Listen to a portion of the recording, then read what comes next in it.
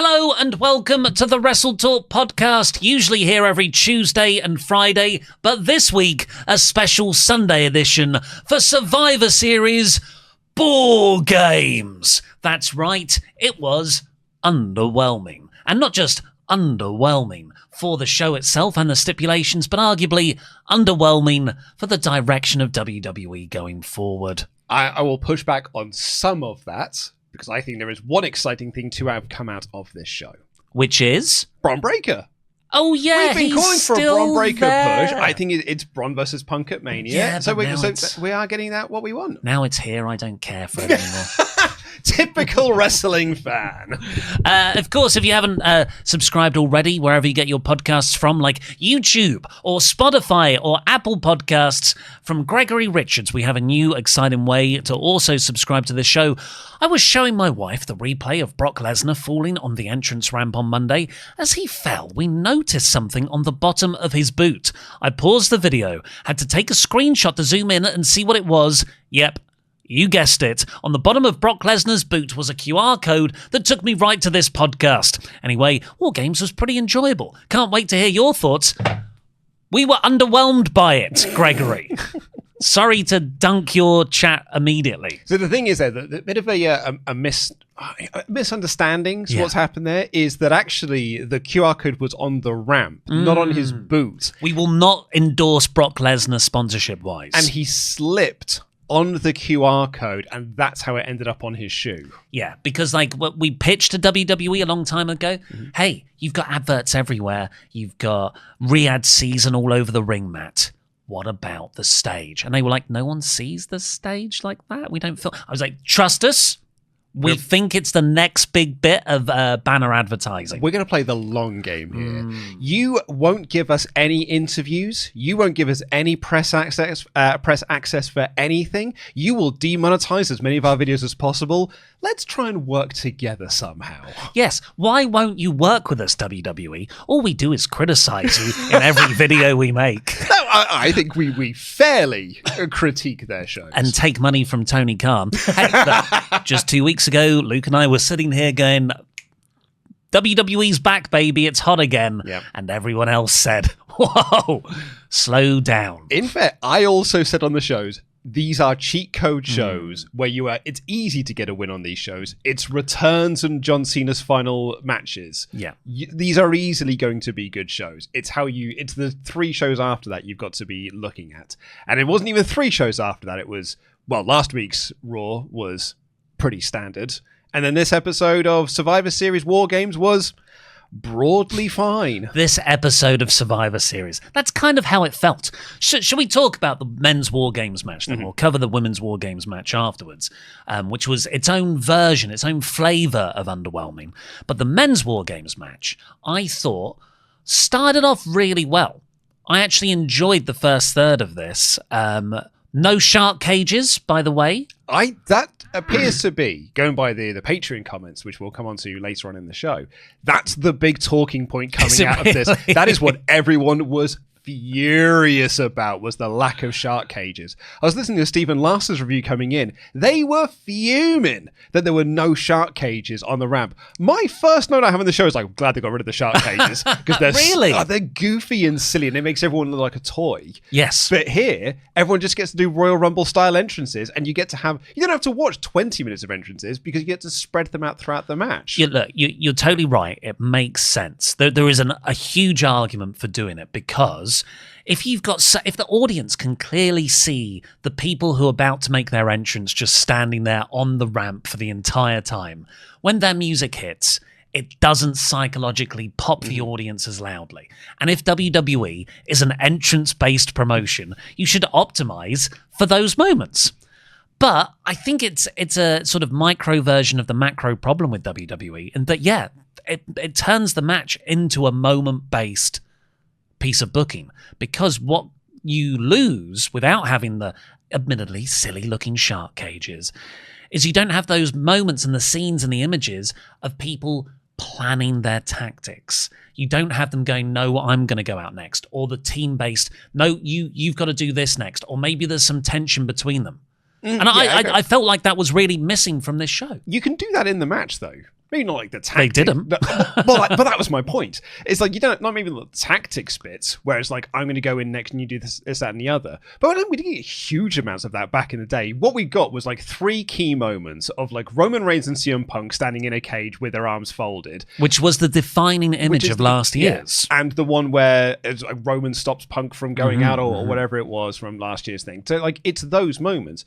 You can do those sorts of things in the match. My key issue with this WarGames match was this was a bunch of stuff happened and then it ended 5 minutes after it's actually started. Yeah. And all of the story I say all of the story, the one story they had going into this, which is who was the real team captain, didn't play into anything in this match. Yeah, Roman, Cody, and Punk, they're sort of the egos in the babyface team. And I don't think Roman actually interacted at all with Punk or Cody. Until, like, the post-match. Yeah. Which means, so the match isn't actually important there at all. It's what happened afterwards. I totally agree. The main issue for me with both the men's and the women's WarGames matches is the WarGames portion of the match, which is once everyone's in the ring, or the 2 rings, it's the end game bit where now it's like pins or submissions can make you win. You can't do that before everyone's entered. The men's one, I timed it 5 minutes. Yeah. The women's one, 8 minutes. Like, we are going to, unfortunately, compare this stuff to AEW's Blood and Guts. Everyone's in, and then you get an epic 20-minute match of blood and hardcore spots and just drama. But here it is.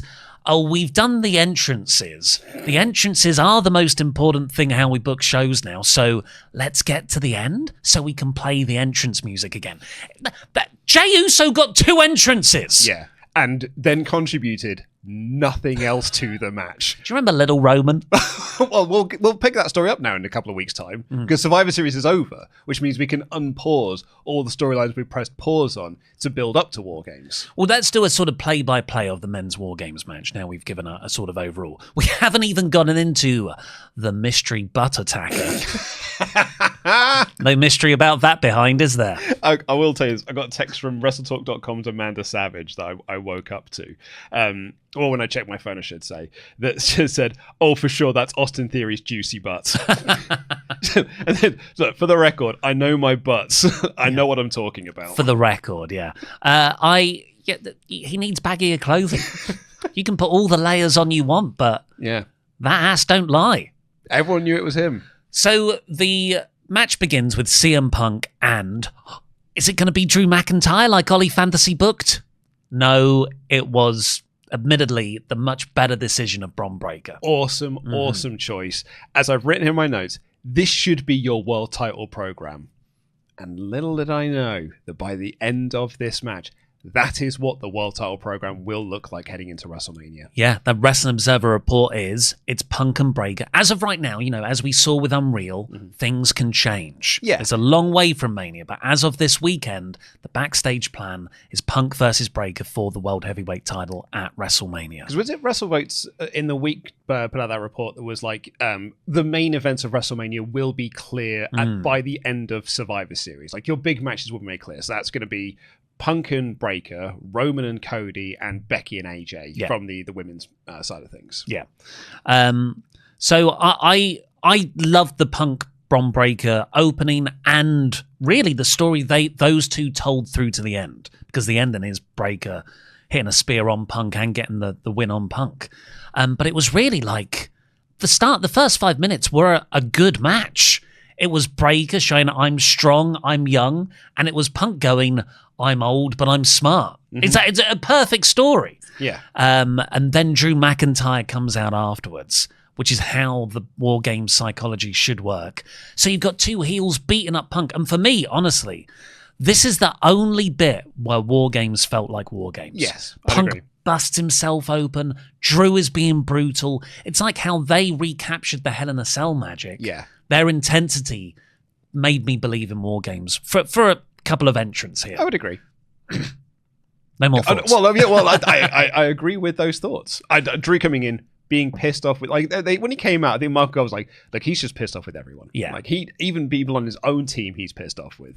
What I would just tweak with the Punk and Breakker stuff is, imagine if the Saturday night's main event was Punk versus Breakker, and Punk wins. But Breakker, you would hope, gets over in defeat. Yeah. Maybe some Paul Heyman guidance backfires on him. Then Breakker pins Punk here. That's a way better story to justify a Mania match for me. I think it's been a pivot. I think the Seth Rollins injury obviously has pivoted all plans, because the report was it was going to be Braun versus Brock. I still think that was the direction as of a couple of weeks ago. I think that's why they did the angle on Raw. Yeah. Where Brock little brothered him, because I think they were still thinking of doing Brock versus Braun. Yeah. And now they have switched up to do, because I think Alvarez was saying that it was either going to be, if Seth is okay, if Seth can make it back in time, it'll be Seth versus Braun for the title. If Seth's not, then it'll be Punk versus Braun for the title. Cody Rhodes comes out as the second person for the babyface team. He makes the save, and it's like, oh, cool, they're getting all the big stars out early. It was good booking. And in this, Drew stopped Cody from getting in the ring. This year's favourite spot was, if you can't get in the ring, you scale the cage. AJ Lee did it. CM Punk did it as a nice homage to his wife doing it. And then Cody just also did it. Didn't the producers realise we're doing the same spot in both matches? But they're not really talking to each other these days. But Cody gets in, and the most notable thing here is Cody elbowed Punk. Oh, I think you were going to say the Doomsday Device was the most notable thing in here. And they also murdered Braun. I'd say he's a Steiner. So, I think if you do that move to a Steiner and he land on your neck, it actually makes them more powerful. Can't break a neck if you've not got one. Exactly, yeah. I get that it's a tribute to the Road Warriors, and Road Warriors very famously in WarGames matches. I just think it's a move that should be retired, because the reason why people don't like taking the Doomsday Device is you just always land on your head. People look back on the Road Warriors like they just murdered jobbers doing that move. Bret Hart then was like, we're going to do the heart attack, which is like the Doomsday Device, but we're all grounded and everyone just lands safely. But he doesn't know how to work. So this, up until this point, I was like, this is building really nicely. Punk, Braun, Drew, Punk, Cody, and the tension with Drew and also Punk there. I was liking it. And then Logan Paul came out. He's next, right? And I think with Logan Paul, even though they want to do Logan Paul versus CM Punk for the world title, no one else does. Yeah. So when he came out, and he's good in the ring, and him and Drew did some fun spots, it sapped the tension. And then Jimmy Uso came in. It's when it became mid-card. Yeah, and then that sapped the tension. Bronson Reed came in. I was like, okay. And there was a really nice sequence where as soon as he came in, people were lining up tsunamis for him. Yeah. He tsunamied every babyface. Great spot. Made me feel like this is the heel team working to a plan they've already come up with. Yeah, which is what the tournament commentary was like, Heyman has laid this out perfectly for the Vision. But honestly, Jimmy stands up 40 seconds after taking that tsunami. Yeah. I'm not saying everyone should be wiped out for the rest of the match. Yeah, well, I mean, WWE themselves have set up that the tsunami is a devastating move. Yeah, I really felt like this could just do like dominance until Jey Uso comes out. But no, spots. Jey Uso comes out, didn't do his full entrance. But once he'd made the save for the faces, well, what should we do? Continue getting our advantage and beating up all of the heels? Nope. I think we should run it back, everyone. Let's run this one back. Let's have a yeet party up in here. Having a yeet party. In and WarGames. He's up on the top of the cage, grinding his dick on the cable that supports the cage to the yeet. And not that long ago as well, he did an interview where he was like, I am more than just an entrance. I'm serious Jay now. I'm sorry, lad. I don't think you are. I think this company just see you as an entrance, mate. This is a great spot in a Royal Rumble. I don't even think in a Royal Rumble it's a good spot. Oh, in the Royal Rumble, you get comedy spots all the time in the Rumble. It works as a comedy spot in the Rumble if he's then immediately eliminated by a heel, because then you can get some heat for it. But if you just everyone's down the Royal Rumble and he's like, and then runs wild, that's a bad spot in a Royal Rumble. So, the way that booking ran, for me, I popped when Brock Lesnar came out, which I'm deeply uncomfortable with. Brock Lesnar walks out. Paul Heyman's there. He doesn't slip over. And he walks in and he F5s Jay and he F5s Jimmy. And I'm like, yes, Brock. You're my favorite wrestler. He just got like he gets it. He just went in and just did moves to people and murderized them. And then it's there was a great moment in this, by the way, when Punk tried to go for Lesnar, but he collapses to his down to the ground. Mm-hmm. Braun is still doing running the ropes and doing spears. Yeah, the youthful energy of Braun Breaker. The narrative spine of this match was really well done, and it was Punk and Breaker. And then Roman comes out. Lesnar stands at the door. Again, these Heyman-led tactics. Lesnar takes out Roman, puts him through the announce desk, and then drags his carcass in the ring, F5s him. WarGames begins. I'm like, that's a pretty good start to the final endgame portion, because the baby faces are all in peril. Yeah, they're wiped out. 5 minutes later, it's over. Yeah. And it's not through Brock stuff. Yeah, Brock is taken out with a Superman punch. A spear through the table. Heyman gives Logan the brass knucks. Why did Logan not just have them on him the entire time? Heyman tactics. It's a hardcore match. Roman gets them off him, hits Superman punches, then the spear on Brock through the table. And then Logan gets hit by a GTS by Punk, because that's the match that I think they're going to do next. But then scaling the cage is a masked figure, completely in disguise. Yeah, it's the Triple H fave. Looks at both Breaker and Punk. Oh, who's he going to choose? He takes out Punk with a super kick and then a stomp, which the crowd popped huge for. Because you're supposed to think it's Seth Rollins. And I think the commentary did a very good job, because they didn't say that is Seth Rollins or that has to be Seth Rollins. Wade's there being like, he's just had surgery. It can't be him. But almost like, their disbelief is, but it has to be him because of what he's just done. But their rational brains are like, but it can't be him because he's just had surgery. So I think that sells it really well. The crowd just thought it was Rollins. Yeah.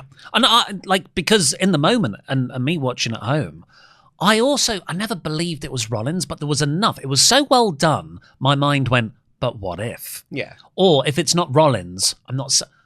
Jericho, Andrade, Edge, who knows? Like, it's Santos Escobar. Steve Austin. They played his music during the rehearsals. Yeah. So any of those bits, it sort of gets you excited.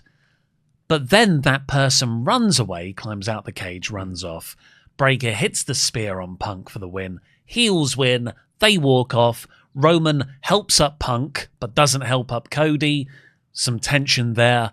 And that's it. Yeah. And the crowd, going by some reports, booed that finish. Yeah. Not for heel heat, not because Roman didn't help Cody, but because they're like, that's it? Yeah. It's it's a 3-hour, 15-minute show. You have spent quite a lot of money to buy these tickets, and you got 4 matches in 3 hours and 15 minutes. You got 4 matches. Granted, 2 of them were WarGames. But in those WarGames, the actual match portion was only 5 minutes long. The rest of it was just stuff happening. So I am unsurprised that there are reports of people booing. I also saw some claims as well that people were asking for refunds. Wow. But I would wager that happens after most wrestling. I'm not saying WWE shows, most wrestling shows. There will be people who will try and chance it and ask for refunds. I don't think you can really get a refund for the show. Like, you got what was advertised. You got the 4 matches they told you were going to happen. You can't go see a movie, not like the movie, and then go, well, I want a refund. The booking that I wanted to happen did not happen, therefore I want my refund. Which actually, fun, did used to happen at some... During when Danielson was not winning the title, there were loads of people asking for a refund then, because they all thought that Danielson was going to win the title. Anyway, so yeah, I am unsurprised that there were people who didn't like this. I'm unsurprised when I've listened to some podcasts, people did not vibe with this show. They thought it was just totally fine and very forgettable. Looking at the online reaction, looking at our Patreon comments, people just thought that the whole thing was broadly fine. It was okay. It was mid. Nothing terrible, but nothing great. But I think that the credit I would give to it is that it did do what it set out to do, which is to tell you, the audience, what your 2 main events of WrestleMania are. and that is Punk versus Breakker for the world title and Roman versus Cody for the WWE title. Yep, it did accomplish that. It did accomplish that. It's the road to WrestleMania. Yeah, and, which is what Survivor Series should be used for. Yeah, and like that, when Braun Strowman choked out Triple H, and we got that great Triple H Braun Strowman match. Yeah, we all remember that. We can't use the Vince era as an example of how bad Survivor Series has been in the past of building towards WrestleMania. I went into some forums after this, and there were so many people being like, they need to get rid of WarGames, bring back traditional 5-on-5 eliminations. People are done with WarGames. And I'm like, look, WarGames can be fun, but the traditional 5-on-5 eliminations accomplish nothing either. They'll just be the same thing without a cage. Yeah, it'd be Raw versus SmackDown for bragging rights. It's almost work. More can go wrong then, because more of your favourites will get pinned. The thing with WarGames as well, that I think that some people are overlooking with this argument of like they need to retire WarGames for a bit or just bring back WarGames when it needs to be, what they've done with Hell in a Cell, like you just do it as a feud ender as opposed to doing it as a yearly November thing. Yeah. I think what people are missing there is it's now a brand. Yes. So when WWE are going around to cities to sell Survivor Series, they are not selling Survivor Series, they're selling WarGames. The reason why they were in this stadium with 45,000 people is because they sold to San Diego, we can bring WarGames to the city. They're talking about doing a stadium next year. That's because they have created WarGames as a brand. That's what they keep talking about with WrestlePalooza. Yeah. WrestlePalooza, they want that to be a brand that they can sell to cities, so the cities then pay them to bring us WrestlePalooza, not just bring us the next WWE pay-per-view. So we're not going to get rid of WarGames. We're not going to retire WarGames for a bit, because it's now a brand that WWE will sell to the next city. Yeah, crucially, not to you, the fan. No. Their main customer base is other businesses or governments or cities. That will pay them. That will pay, yeah. Yeah. Because they pay more money. It's a cruel bit of their business model. Oh, yeah, despite the fact how high ticket prices are, like the cities are paying more for these shows than we are. So, yeah, overall, it does set up where we're going. We got Punk and Breakker, which was very well done. And then you've got Roman versus Cody. So with the Punk and Breakker stuff, I'm like, good. I'm excited for that.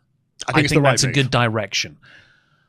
Roman and Cody was neither well done. Like this was quite okay. It's the classic subtleties. Like this feels like a B show angle to end the show. But here it was, it's the end of a Big Four PLE, and the big angle is Roman didn't help up Cody. Yeah. And it's going to be Roman Cody 3 in the main event of WrestleMania. Well, that's what I'm saying, yeah. So it's a lackluster angle to set it up. And, dare I say, not an exciting direction to go in. Because I don't know how many people want to see Roman versus Cody 3. I think they're probably more than you'd see Roman versus Punk for that title. I think Roman going back for his WWE Championship is a bigger deal and facing the guy that beat him for that WWE Championship than him going against Punk for the World Heavyweight Championship, a belt that he has got no actual attachment to, a belt that was only introduced because people couldn't beat him for the belt, so they had to make a secondary title for people to win instead. I disagree. I think I think you're getting too hung up on the title element of it here. Yeah. It's Punk versus Roman. That's a bigger deal. This has been building for a while. So that's a bigger deal. It's just Roman versus Punk non-title is a bigger deal than Punk versus Roman for that world title. So if Punk's going to be champion then the bigger deal is to do Roman versus Cody. I think that is a bigger draw for that title than doing Punk versus Roman for this title over here. Be interesting to see how they do it. You've got some great trilogies at WrestleMania. I don't know if this sounds like The Godfather Part 3 to me. It's because it's 3 times in 4 years. That, I think, is where the real issue is. I think there is a big draw to do Roman Cody 3. It's just not now. I don't think it is the right time to do it now. But again, the Seth injury has changed plans because the report was it was going to be Roman Seth for the world title. And I think Roman Seth is a bigger deal, actually, for maybe even for that time. But I think Roman versus Seth is a bigger deal than doing some of these other versions here. But with Seth injured, you can't do this anymore. So maybe the bigger thing to do is Roman Cody 3. The other disappointing thing was the women's WarGames match, which was very similar to the men's in terms of layout, but didn't even have the good part of Punk and Breakker. No, this was just stuff Stuff happened, and then it ended. So we have Charlotte and Asuka starting things off. Then Io Sky makes the save despite being a babyface. So we've got two babyfaces on one heel. Yeah. It doesn't work. So this is my real big issue with this match. Not just it's stuff happening and then it ends. The advantage portion of this didn't affect anything in this match whatsoever. Because like the babyface and the advantage is psychologically backwards. It is the downside of doing two WarGames matches. You don't want to have just both heel teams with the advantage because that can feel a little bit contrived. So you're giving the babyfaces one. But it's always the women that are given the babyface advantage. You deal with it. Yeah, you deal with it. But it doesn't just make it psychologically backwards.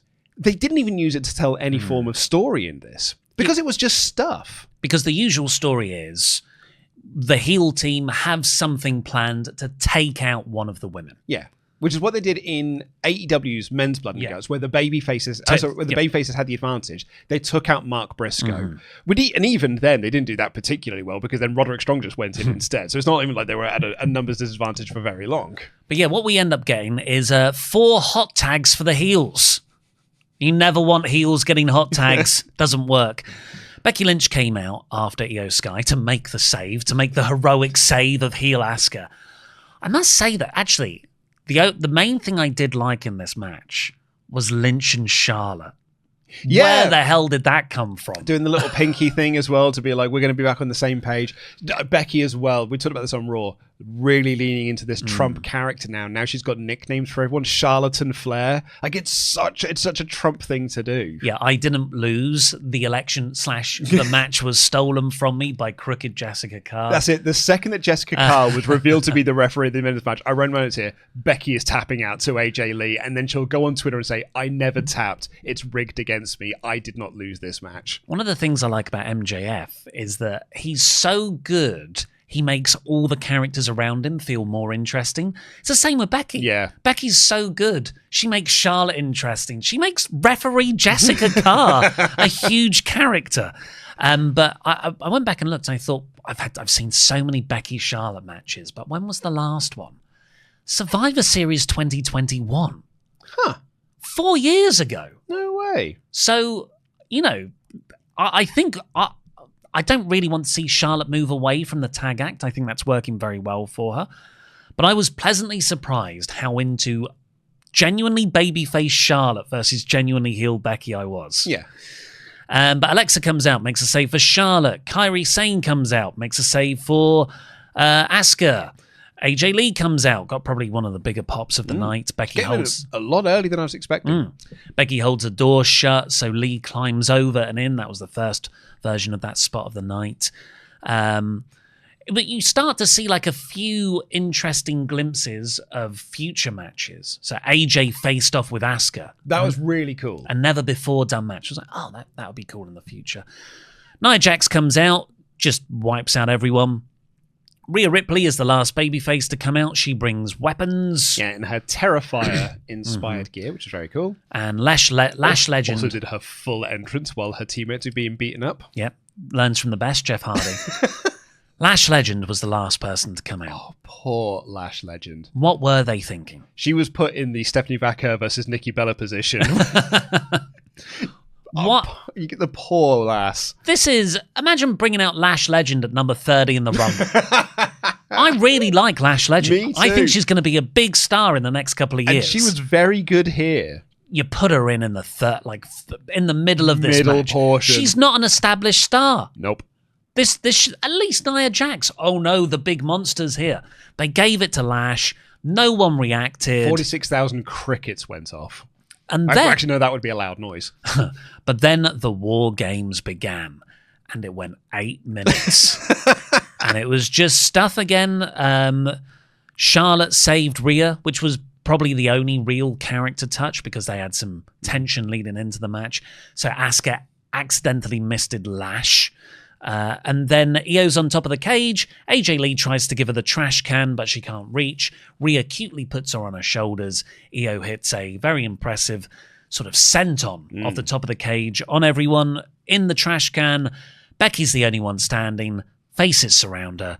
AJ Lee gets her in the octopus stretch. She taps out immediately. Yeah. That's it. That is it. I was a Riptide in there as well. So it was Riptide and then going to the Black Widow. Yeah, it was totally fine. Charlotte making the save for Rhea Ripley, as you said, was the only character beat in there of any storyline that had been built up going into the match. And Becky being the one on her own is a nice little bit of heel comeuppance. But apart from that, yeah, it's fine.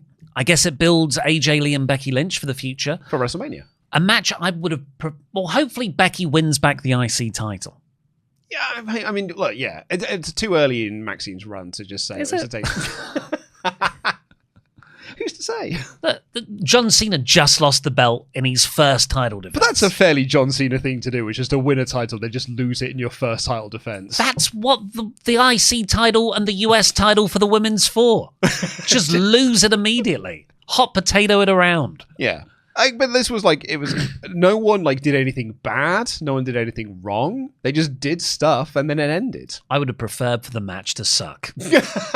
In a way. At least then you'd have something to talk about. But when you have a match that is 40 minutes long and the enemy can say was well, they did stuff in 40 minutes and all you can think of is they did one spot that was character work between Rhea and Charlotte.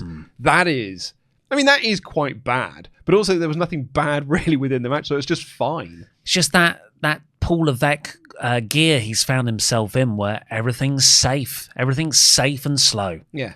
I did end this match. I was like, oh God, that was a really anticlimactic final third.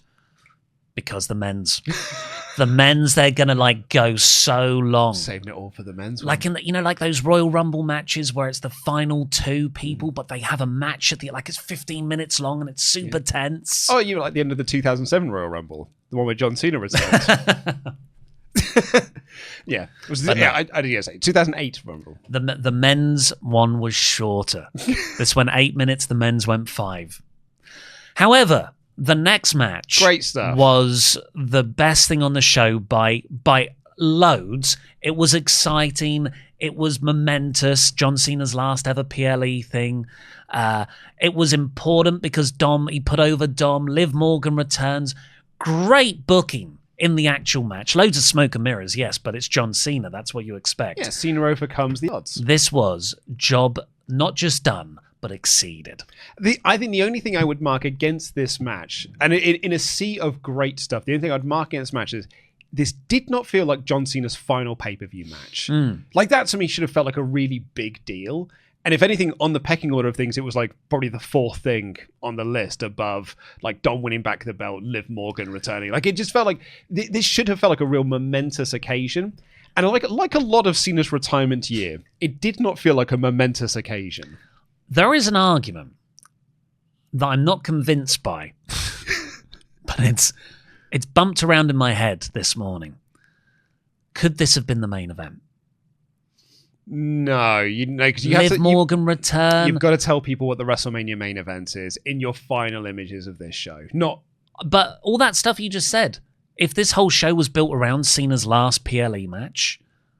Well, I think if you'd made that into a story, leading into the match, then yeah, sure. Cena's final year, get in a story, get out. It's if they'd have done a story around it, then yeah, I completely agree. But as it was, there was no heat for this match storyline-wise. There's heat for the match because it's John Cena and it's Dominik Mysterio, but there's no storyline heat for it. So yeah, this was in the right position for the story they'd given it. I can't remember who I was talking to. I don't think they were a wrestling fan, but they knew about John Cena's final year. And they just said to me, why isn't he retiring at WrestleMania? It's a great question. And I just thought... I don't know. I just said I don't know. It's a great question. The only answer I can give is that he decided it's the end of 2025. Yeah. And that's it. My final date's in December 2025, and that's when I'm retiring. And imagine if at the end of Mania 41 he said next year, he wins the belt, and next year is my final year. And next year will be my final WrestleMania. And that's when he announces the retirement. Yeah. And now you've got a year. He's turned heel by this point, remember. You've got a year to take it off me. I think that would make it feel way more special. Because right now, what is Saturday night's main event? It's Cena's last match.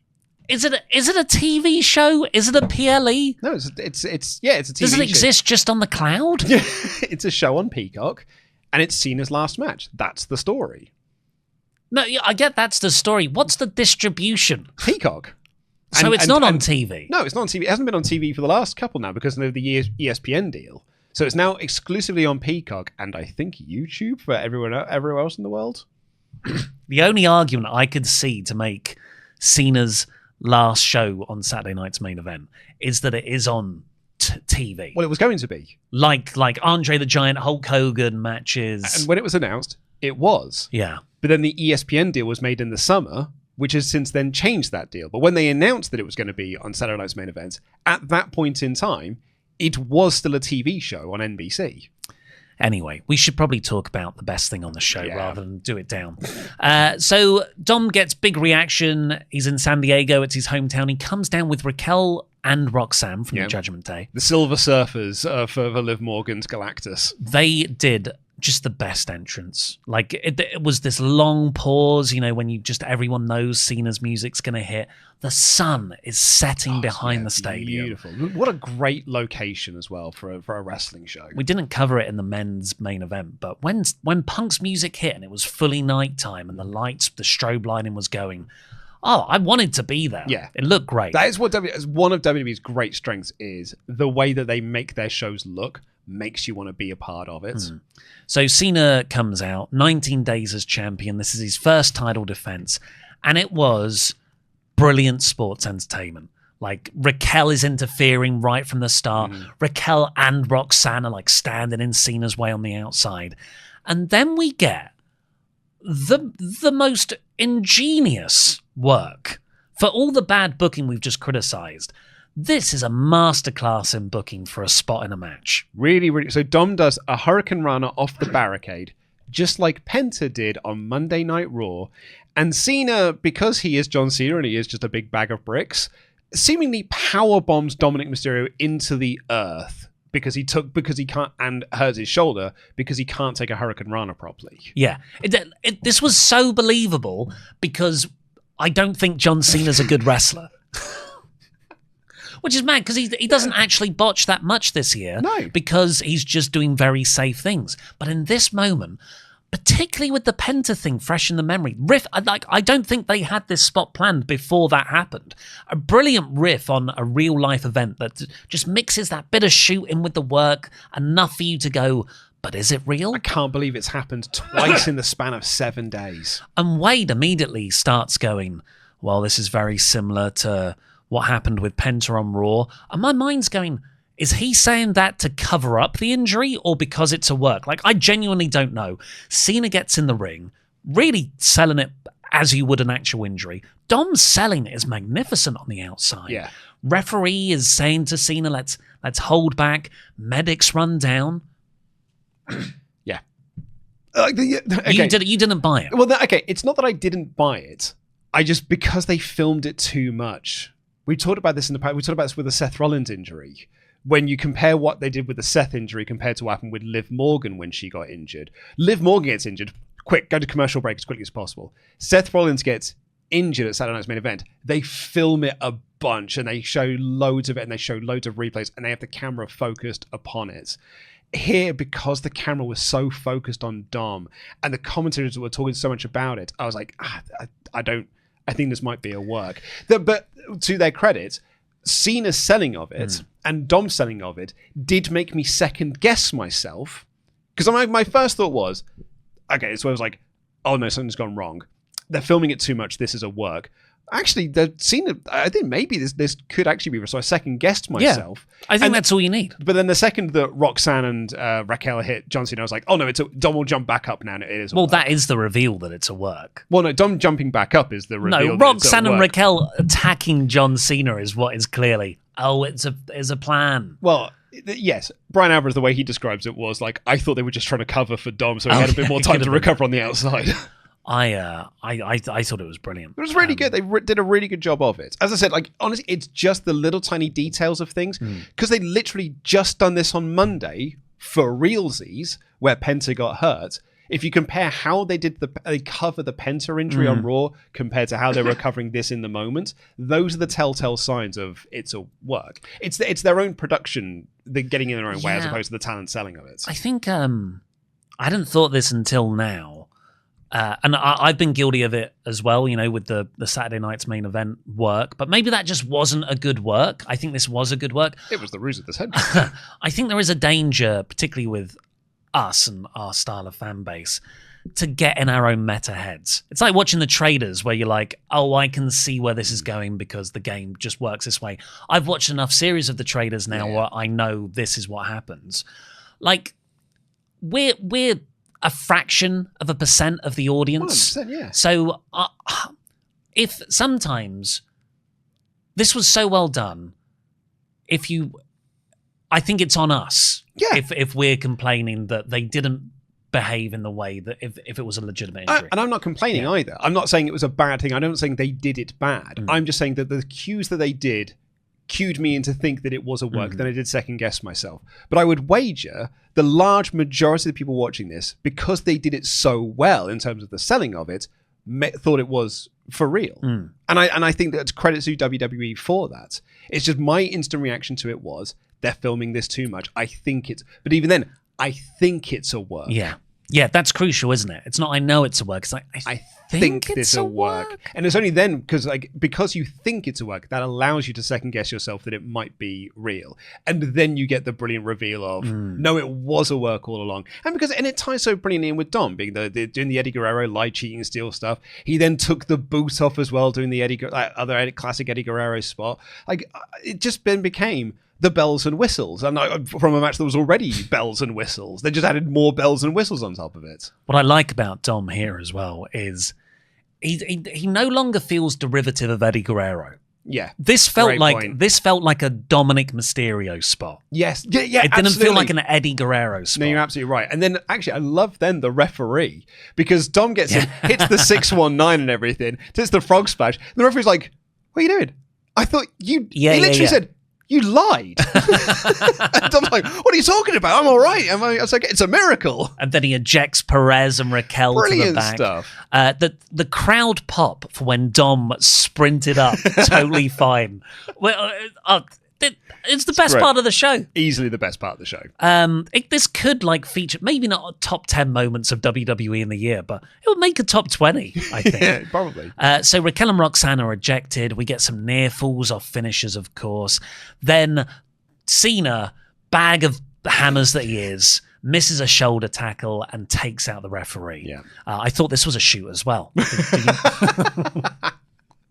And this brings down Finn and JD, and they start beating up Cena. But Cena fights back. He overcomes both of them pretty easily. It's Super Cena. He hits a double AA on both of them. Oof. Rough old landing for them. And then Dom's got the title belt, but he misses. Cena hits an AA on him, but no referee.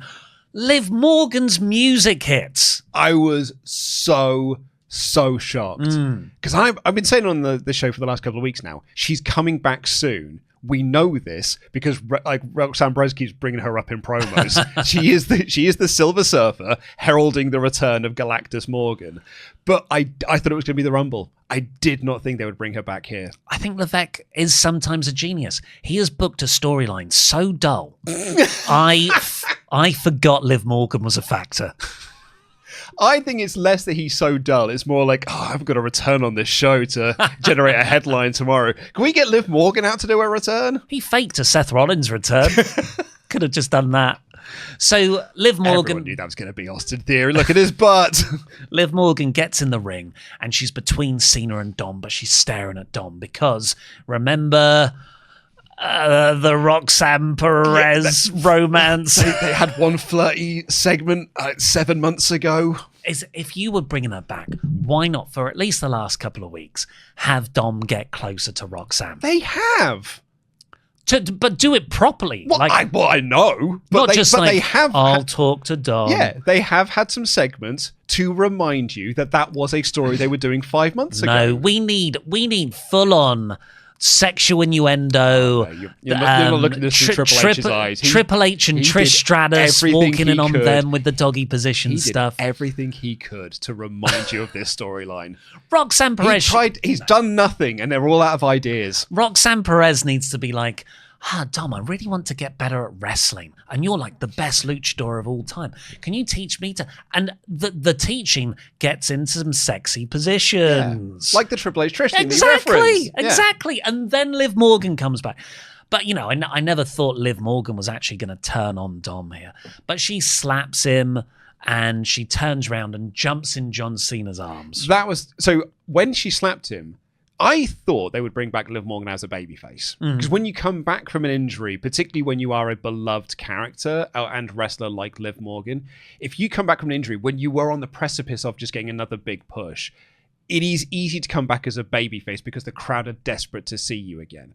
So when she slapped Dominik Mysterio, I totally bought it as a face turn. Because my reaction to it, so maybe a cynical mindset you could say, is I think she'll come back as a babyface. So when she did slap it, the second she jumped into Cena's arms, I was like, oh no, it's a ruse. I think why I didn't think that is because Dom is somewhat of a tweener. So I think Liv can come back, get cheers. He gets crowd pops. He gets babyface reactions. I don't think he's booked as No, a he's not tweener, booked though. as one. No. But, you know, if your point is if you come back from an injury and people are going to cheer you, Liv can come back as a heel tweener saying, and still get cheered. But yeah, Liv jumps into Cena's arms. There's this wasn't on the broadcast, but there's a picture of Cena that someone's taken from the crowd that you can't see from the broadcast camera angle. Have you seen it? No. He's doing the most goofy... Oh, I'll be Cena's pantomime overselling of this storyline, of this angle, was so hilariously funny. Because what it reminded me of, and you're supposed to be reminded of this, is Elimination Chamber 2025, when Cody tells Rock to go F himself, and Cena is in the background clapping and overreacting to it. That is what I was reminded of. Then brilliantly that ties into, because they recreated Elimination Chamber 2025 with the Liv Morgan face drop and the nut shot. It was a great reference. And then Dom hits a frog splash for the win, wins the IC title back. Liv Morgan is back with him and Judgment Day as an act. Liv and Dom, I think, it can be even better now because Dom's got more ways to do his style of cheating and stuff. Hopefully we can get an actual development in the Judgment Day now as well. Dude, we've been asking this for 3 years. I don't think you're going to get one. But yeah, and a nice send off for Cena. Like, even though he lost the IC title, he lost. Everyone was okay with it. I thought this was just an absolute home run. That's it. My only thing is, this did not feel like the momentous occasion that is this last pay-per-view for WWE. This felt like a storyline they would have done with him in the middle of his last run. Yeah. Although they did bring up on commentary, so I can pose the question to you. They said that the IC title has not changed hands at Survivor Series since 2001. And I'm going to ask you, because you and I recently did a 3 counts episode of Survivor Series 2001. Who was it that won the IC title? And we're going to be reviewing it in soon as well. So Christian was European champion. Mm-hmm. Was it Test and Edge? And Edge won the IC title? Is that your final answer? No. Edge was... Oh, it must have changed hands. Test lost because he partayed later on. Edge. I'm saying Edge won the IC title. Edge is the correct answer, yes. Test was the IC champion going in, and Edge was the United States champion going in. The WCW United States champion. They did the unification match.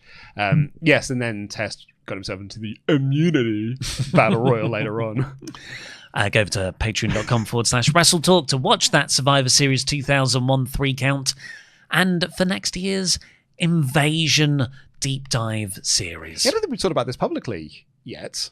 Have we not? No, that's on the Patreon. We've been talking about it. But yeah, our next year's podcast series that we're going to be doing is covering the invasion from start to end. So we will be talking about Survivor Series 2001 as part of that. Cannot wait.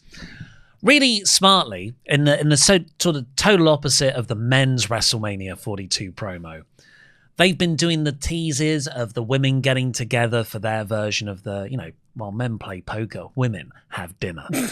And they're in a Las Vegas place. They all look dressed up really smartly. And I think it was on SmackDown, or it was definitely on YouTube. They played the trailer where it's Liv Morgan. No, sorry, it's not Liv. It's Rhea, it's Charlotte, it's Jade, it's Tiffany Stratton, yeah. Becky Lynch, and they're all sitting down for a table, at a table, and the end line is, you never know who's going to show up. And then at Survivor Series, after the match, they played that same trailer, but with an extra shot at the end, showing Liv Morgan also at the table. Superb. Really great stuff. Doesn't hold up in kayfabe, because then everyone knew that she was coming back, but I don't care. Very well done. Well, but the men's one doesn't work in kayfabe either, because why is Roman Reigns happily playing a game of poker with Brock Lesnar with Paul Heyman there? And why is Punk happy to be in the same room with Paul Heyman after Paul Heyman screwed both of them at WrestleMania? Because that's for marketing purposes. So is this. This is also for marketing purposes, but surely word would have gotten out to John Cena that Liv Morgan was back doing promo. Okay. Counterpoint, John Cena doesn't know who Liv Morgan is. Who's this woman jumping on me? Has a fan got in the ring? Yeah, another one. It's not Austin Theory. I can feel the butt. The image they've now released of all of them at the dinner table does look like it's AI generated. Because it's got so many filters over the people, so they don't look like human beings. But all the plates are empty. It's a weird photo of people out at a meal with empty plates. I've watched enough women reality TV shows to know that nobody actually eats any food. Try and find a shot of someone eating in Selling Sunset. You'll see them moving food around the plate. Yeah. You'll see them sipping wine. Apart from, I think her name's Michelle, when she got really sad and she ate. But that's the only time you're allowed to eat, is when you're sad on that show. It's because you can't make eating look cool and cinematic. And also I think it ties into body images and women's expectations of women. Speaking of, our next match... Well, this shouldn't take long. ...was Stephanie Vacquer versus Nikki Bella for the Women's Championship. Stephanie Vacquer won. It went longer than I thought it should. And the Devil's Kiss got hit twice. Once on the announce desk and once in the ring. It's amazing that she has just been reduced, Stephanie Vacquer, to that one move. She is one of the best wrestlers in WWE's women's division. And she is just a move now. I think her corkscrew moonsault splash thing's getting over. That gets less over than the Devil's Kiss does. The Devil's Kiss is what yeeting is to Jey Uso. That is all that people are waiting for now, because she didn't get a pop when she came out. I mean, people were not into this match at all, which I think tells you a lot about the level of story going into this. But yeah, with Stephanie Vacquer, this WWE audience just want to see her do that one move, and I think that's a real shame, because she's so much better than just being that one move. She's not been booked well as a champion. Well, no, it's because she wasn't the plan. Yeah. Naomi was the plan, and they've had to pivot, and I don't think they pivot particularly well. I credit to Triple H. He did manage to book a death spot match on a 4-match card. That's pretty impressive when you look at it. Because this came after... It's between 2 WarGames matches and immediately following the John Cena thing with the Liv Morgan return, and it was excellent. So no one was into this. No, it's partly the placement and what else was on the card. It's also the story's just not there. Nikki Bella is not a believable friend, enemy, or credible challenger for this belt. No, okay, so Sean Ross Sapp took a lot of heat online recently because he said, why didn't Nikki Bella just win some matches before she had a world title shot? And people got really mad at him for quote-unquote hating on Nikki Bella. But the point stands, because when was the last time Nikki Bella won a match that earned her a title shot? I do not know. Was it Test? Against Test at Survivor Series 01. So my favourite bit was when Stephanie ran into the corner where Nikki was. Nikki did a big boot on her, and Stephanie just stopped. And the big boot looked like it hit her, and they both stood there for 3 seconds, and then they kind of redid the spot. Yeah, look, they did some stuff. They did the signature moves. And then Stephanie won. To their credit, after that botch I just said, I thought, I almost feel like Vacquer was it lit a fire under her. And then she just went into sort of a more intense pissed off looking mode, which was cool. But yeah, she won. At least we can move on from the Nikki stuff now. This was a very decisive win for Stephanie. Yeah, I don't know who she's got next as a challenger. Who would you want next? I mean, Becky and AJ are tied up. Liv makes the most sense. She's just come back. Liv Morgan being the challenger. She's a former world champion. I think she can make a good claim and feel like a main eventer. But yeah, you're right. Becky and AJ Lee are obviously involved in their thing. And everyone else is involved in the tag title scene. So Liv Morgan really feels like the only option. Because it's either her or Ivy Nile. I think are the only other women left. Yeah, I think you won me over immediately. Liv Morgan absolutely should be the title challenger. I'd actually quite enjoy, and I think you could do, a three-way of Liv, Stephanie, and Roxanne Perez. And the sort of the infighting and drama between Liv. Granted, that will make Stephanie the third wheel in a world title feud where she is the world champion. But there is some good story there, and you can do some really good story beats then within the match off the back of that. I like that. I've just realised Stephanie Vacquer wasn't invited to the WrestleMania dinner. Well, she's not the plan. But she's the champion right now. So was Bayley heading into WrestleMania 40. She wasn't on any marketing either. And then the last bits we'll talk about is Roxanne Perez, a heel, backstage. I didn't see this. Going up to two fans to be like, thanks to, I don't know, Cricket Wireless, let's say, you're getting your seats upgraded. What the hell? Dude, I didn't see this. I was... Roxanne Perez. I don't know why you're surprised. They do this all the time. They're not heels and faces. Just book a face in this spot. Because they're just stars. Roxanne isn't even a star. No offense. I love you. But she's positioned to be like that. These are larger than life people. It doesn't matter. This is out of continuity stuff. They do this all the time. I hate it. And the Survivors, the most important thing was the attendance record of 46,016 people. Yeah. For a company that's supposedly dying, it's pretty good figure actually. Yeah. And it's one that WWE can take to the next city for next year's WarGames and be like, look at the brand we can bring you, look at the stadium we can pack out for the next WarGames. For sure. Overall, I mean, I gave this 60%, which is essentially a 3 out of 5 show.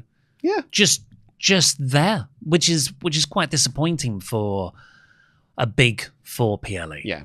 So, do you want the reveal of the Championship? Yes, recap what's been going on. So we, in the lead up to Survivor Series WarGames, we made the decision that your belt would be on the line if we can accurately predict the order of entrances for both the men's and women's WarGames, which basically means we will have a score out of 20. Now, some of that obviously is like, the men's, they start 1 and 2, and 1 and 2 start in the women's as well. But we have a score out of 20 to get. For the women's one, you predicted Asuka would start. Yeah, who did? With Io Sky. What did you predict? Asuka and Io Sky. So, draw. You then predicted Alexa Bliss, as did I. That's incorrect. You then predicted Nia Jax, and I predicted Kairi Sane. Wrong. We then both predicted Charlotte Flair. Wrong. You predicted Lash Legend, and I predicted Nia Jax. No, not for you. No, I think that's no. No, that's wrong. Yeah, that was wrong. Then we both said Rhea Ripley. That is wrong. You then said Kairi Sane, and I said Lash Legend. That is wrong. And then we both said for the final women's entrance, AJ Lee, which was wrong. Yes. So okay. We both scored. We both got a score of 1 out of 10. 1 out of 10 so far. On the men's side of things. Going into the main event, it's neck and neck. I had Jimmy Uso and Bronson Reed to start. You had Drew and CM Punk. So that's a point for you. You had Logan Paul. I had Braun Breaker. That is wrong. You had Jimmy Uso. I had Jey Uso. That is wrong. You had Bronson Reed. I had Drew McIntyre. That is wrong. You had Cody Rhodes, and I had CM Punk. That is wrong. You had Brock Lesnar. I had Logan Paul. That is wrong. I had Cody Rhodes. You had Jey Uso. That is correct. That's a point for you. You then had Braun Breaker. I had Brock Lesnar. So I got a point there. And then for the last one, we both had Roman Reigns, which means you win 4-3. CM Punk won it for me. You got 4 out of 20. I got 3 out of 20. It's the experts that you come for, isn't it? You come here because we can accurately predict everything. Yeah. Thank you. Couldn't have done it without you, CM Punk. Mwah. So yeah, there you go. You have retained the championship. The score of 4-3. Oh, that's sweet. Should we set up our next match? I've got a pitch. Okay. 3 count 2025 recap predictions. Okay, so yes, who's going to be who's got the most correct? Who's got the most correct? And we both have to verify. Yeah, we'll count that as accurate. Yeah, that's fair. We can both decide in the moment. So the way we're doing 3 counts 2025 reactions this year, we're reacting to our 2024 predictions that we made. Sorry, our 2025 predictions we made in 2024 is I'm going to be going through Ollie's list and selecting out his. You're going to be going through my list and selecting out mine. And then we're going to compare and contrast as we go. But yes, we'll include any that fit the correct criteria. Absolutely, yeah. So there you go. Excellent. That'll be the next time that goes out later in December, doesn't it? Right, so thank you very much for everyone on our Patreon for sending in your thoughts on Survivor Series. Patreon.com/WrestleTalk. You can submit your thoughts in. We'll read out the best ones. So make sure to become a Patreon over there for all the other content, tables, lists, and shares, 3 counts, WrestleTalk Extra, Monday Night War, and we'll have the next post up for Raw, the post-Survivor Series Raw. So Charlie says, the women's War Games was a bit clunky, the referee didn't count quite a few pins, and the psychology was backwards with the heels having the advantage. But aside from that, it was all right. Well, the faces had the advantage. That's where it was a bit backwards. Jay Oliver says, great show top to bottom. Women's War Games was my match of the night. Absolutely loved seeing the trash can swanton and Lash being treated like the next ruthless killer. Oh, I disagree, Jay. I mean, by far, I thought that was the third best match. I would put the men's War Games definitely over that. And the best for me is Cena Dom. Yeah, me too. Rich Leclerc III. It was a wildly mid-show. Biggest issue, no cages. We doing a Rumble style of entrances, but awful is that we have to stand and pose while the team is being pummeled. It's awful. Yeah, it's not awful because I can see the reasons and the arguments why, but I do think it's part of a larger issue of prioritizing moments over story. Yeah.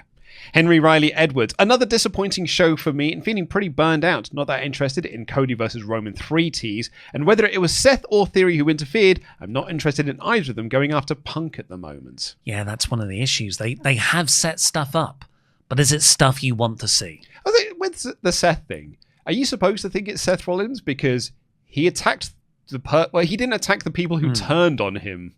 And reportedly injured him, or supposedly injured him. Jamal Ellison, they need to retire the War Games match for a while. It's feeling really phoned in. Treat it like Hell in a Cell and only use it when you have a good reason. I would prefer that. It only comes out of an organic story as opposed to it's that time of year. Yeah. Because WWE have enough. It's that time of year moments now. You've got Crown Jewel, you've got Money in the Bank, Survivor Series, Royal Rumble, like everything just grinds to a halt. Denny Dorco off with Punk. Here he is facing off with Roman. I'm not saying it will be the main event, but Breakker winning the Rumble and the title at Mania feels like a real possibility again. I don't think Breakker's winning the Rumble. I think Roman's winning the Rumble, but I think it is going to be Breakker Punk at WrestleMania. I think Breakker wins the Chamber. Seed and Magic 15. For me, Survivor Series is 85%. I thought all the matches were good to great, but in particular, I thought the women's War Games match was better than the men's match. It could have main evented the PLE. Oh, wow. I really, really disagree. I thought the women's match was just a series of things. Brandon, Braun and Lash looked and were presented great, but aside from both War Games matches were forgettable disappointments. Nothing bad enough to be funny, but nothing good enough to be memorable. That's what I mean by I wish it sucked. Yep. Best thing to come from this is Braun pinning Punk should mean Braun gets a title shot at the next show, but knowing WWE, that's not going to happen, and it will be Logan or some S. The main roster needs a break from War Games for a while. They should switch with NXT and try an Iron Survivor match next year. I like the Iron Survivor step. But remember, it is a year between War Games.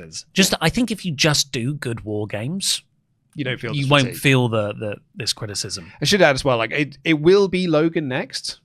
because I think Braun is the match you do down the line. But the immediate thing is going to be, but if they announce Punk versus Logan, do not get discouraged that they're not doing Braun. Yeah. I think they will be doing Braun once they've done Logan. AMZ2. I'm starting to have WarGames fatigue. It's a stipulation that can only work one way, and it showed in this show. The women's match was a bit clunky with the psychology off, while the men's match was exciting and somewhat unpredictable. But I wouldn't mind WarGames not returning next year. Feels like the stipulation needs a break to be taken seriously. Yeah. Or just like, it's an episode of Raw for the men's match and the women's ones on the PLE or vice versa. Isn't it funny how, who was it? Who said who said the women's match was great? Said in Magic 15 was like, the women's WarGames match was great, could have main evented. Whereas, yeah, just there we had the women's match was a bit clunky and the psychology was off. Aziz, Survivor Series 2025 was the cherry on top of a bland, sugar-free ice cream sundae of a year that was 2025. Rather than trying something new, here comes another guy in a hoodie to screw someone over. This show was mediocre, not bad by any means, but honestly, isn't that how we felt about WWE overall since the Netflix launch? Yeah, it's been a bit of a dud year. It's been a bland year. I wouldn't say dud. I'd say it's a bland year. That's a good point, yeah. When they had so much promise. I saw someone compare this time last year to now, and they were saying Survivor Series 2024, Raw's going to Netflix, John Cena's retirement year, there was something else. Like, there was a lot of hype going into 2025. Yeah, and look at us now, yeah, at the end of 2025. Arms folded, a bit miffed. Samuel Nelson, someone has to say it. Women's WarGames was the epitome of, wow, this build is surprisingly working, followed by, never mind, the fourth stipulation caught up with them. Never has seen such little heat in a match that had so many fans invested in so many stories going in. Yeah, I agree. It's this did not feel like the great build from the last couple of weeks. And even, we didn't talk about it. When Rhea Ripley came out, she got a pop, but she did not get the Rhea Ripley pop that she has been getting. And lastly, Chris Harrison. Hey guys, I've been really struggling to get on board with you guys saying that WWE is just entrances. I was really looking forward I'm not saying that. I'm saying people say it's just entrances. And was really looking forward to seeing those wonderful moments of WarGames with the tension spots in the entrance ramp cages like Punk and Roman previously. I then had to eat humble pie when I watched last night and everyone got a WrestleMania entrance at WarGames. I'm now proud to admit you guys were right, and yes, WWE is now just entrances. I believe in Ollie and Luke. Thank you, Chris. We are often correct. It's true. Apart from all those times where we said WWE's back. Yeah. And when predicting the WarGames entrances. 3 and 4 out of 20 respectively predictions, yeah. And when I thought that Liv Morgan had turned babyface against Dominik Mysterio. But apart from that, we're always correct. Well, thank you very much for joining us here today on the Survivor Series show. Of course, please do subscribe wherever you get your podcasts from, YouTube, Apple, Spotter, Blooper. And we'll be back on Tuesday with the Raw Review podcast to see what we've got in store.